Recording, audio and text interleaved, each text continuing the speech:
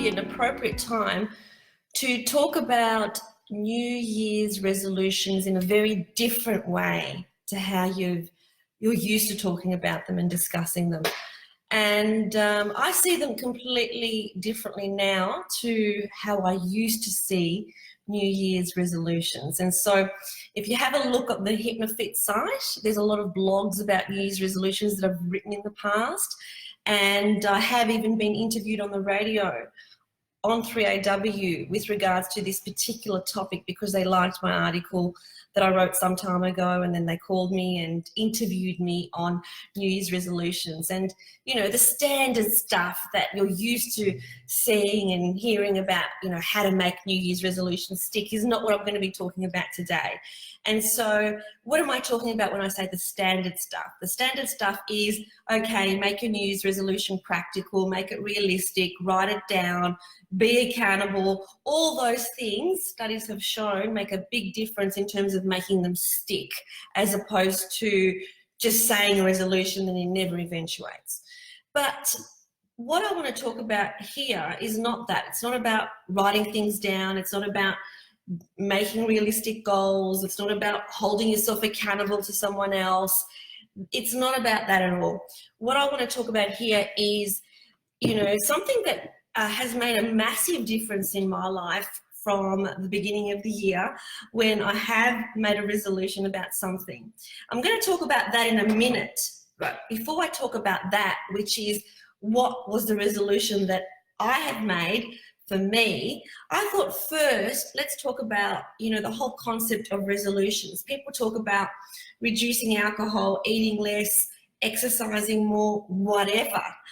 But, you know, what needs to be considered first is what's the reason as to why you have those symptoms? What's the reason as to why there are self-sabotaging behaviours behind those addictive behaviours?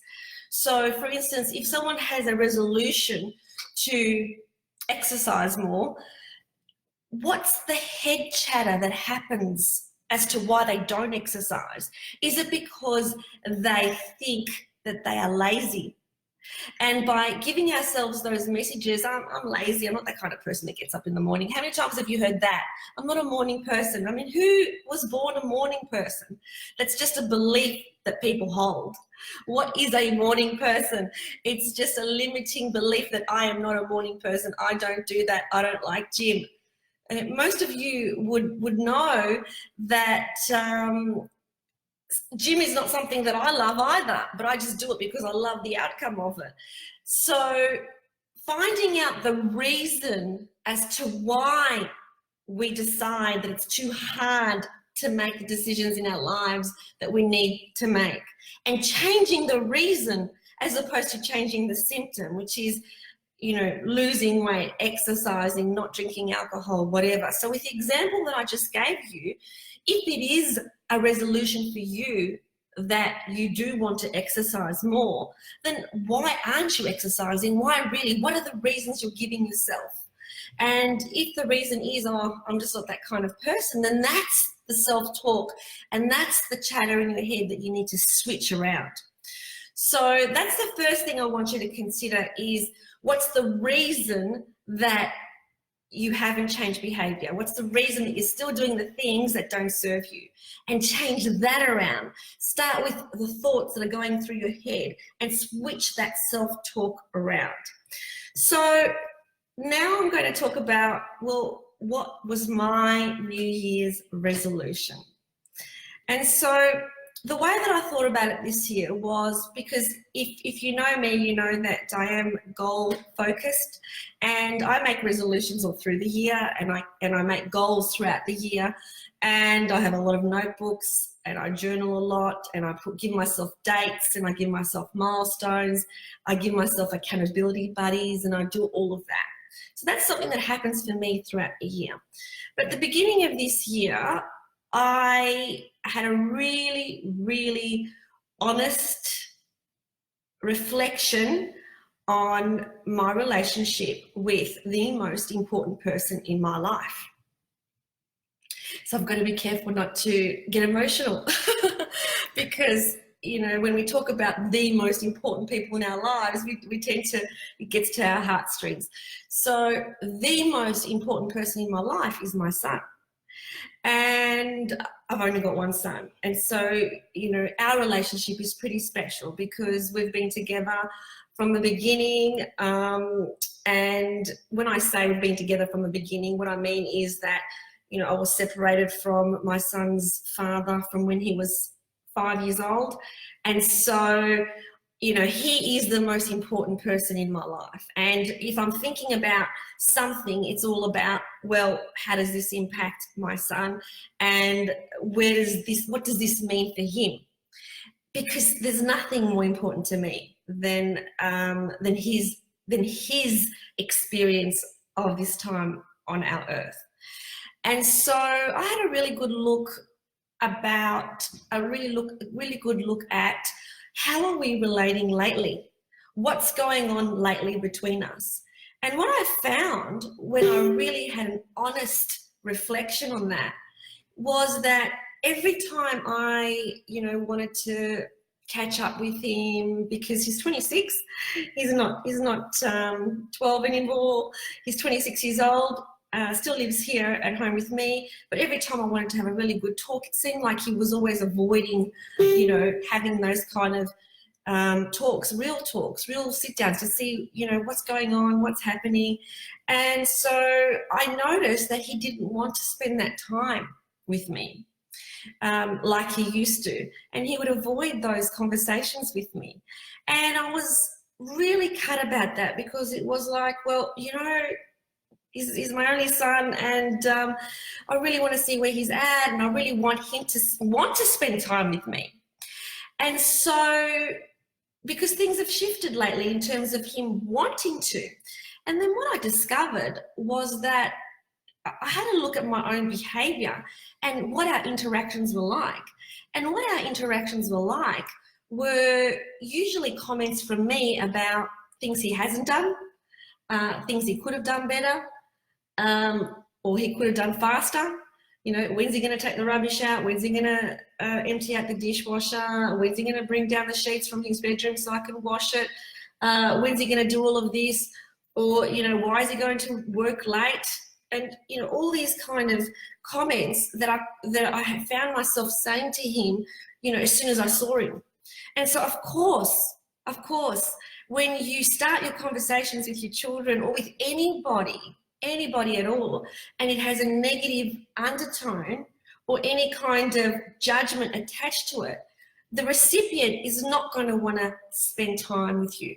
The recipient is not going to want to hear all of that. And so my New Year's resolution is this. My New Year's resolution is I will not judge. I will not be responsible for the actions of my son. I will not,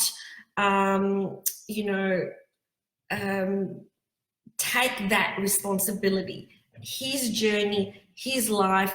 My role is to hold a space for him. And my role is to hold a loving, non-judgmental space for him. Now, when we say that, it doesn't mean what just comes out of our mouth, because I'm not talking about that. I'm not talking about necessarily the words that I said. It is my demeanor. So my demeanor might be that I'm not saying anything judgmental, but the energy is judgmental. You know, I had to sit down and think, well, you know, I am not my son's manager. If he's running late for work, it's not my lookout. It's not my thing to ask him about. My role and my sole role and my sole purpose is only to give guidance when guidance is asked for. And that's my resolution. My resolution is not to give guidance unless it's asked for. And, you know, when you think about it, with our clients that come here at HypnoFit, I'm not going to go down the road and give guidance to someone who hasn't asked for it, because all that is junk mail that people don't want. And so this new resolution that I've got has worked wonders. The other time, the other day when I sat down and had a talk with my son, and we were talking honestly and openly, and I then said to him, is it okay if I give you my opinion about this? And then he thought about it and he said yes. And then I gave him my opinion, and then he really took it on. And he wanted to take it on because he said he wanted my opinion, as opposed to me just force feeding my opinion. Because you know how we are as parents, and especially as mothers, is that we want to make everything okay for our kids. We want them, we don't want them to make mistakes. We want them to help them, we can see mistakes before they happen, and so we want to make sure that that doesn't happen for them. We want to protect them. But in protecting them, we're alienating ourselves. And so my New Year's resolution is only to give advice when it's asked for. And I cannot tell you the difference that this small change has made in our relationship this year, where he will come home from work and want to spend time with me, want to ask me about my day, as opposed to running off, into his room. Want to have a real conversation about the things that are going on for him in his life, because I am not just forcing down advice and giving guidance without him actually requesting it or me getting permission to give it. So for me, that's my New Year's resolutions. I do love New Year's resolutions because it's something about January the 1st where it's a clean slate and we start from the beginning and we can do things differently to get a better result. So what I would suggest, how do you take this on in terms of how is this relevant to you, is all about really checking in with yourself as to what is the most important thing in your life. What is the most important issue in your life?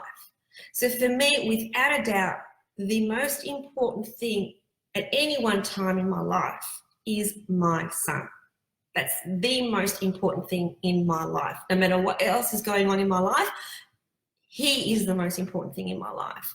And so what do I need to do to change the current status so that I can get, what I want, which is a open, honest connection where he wants to spend a lot of time with me. How do I do that?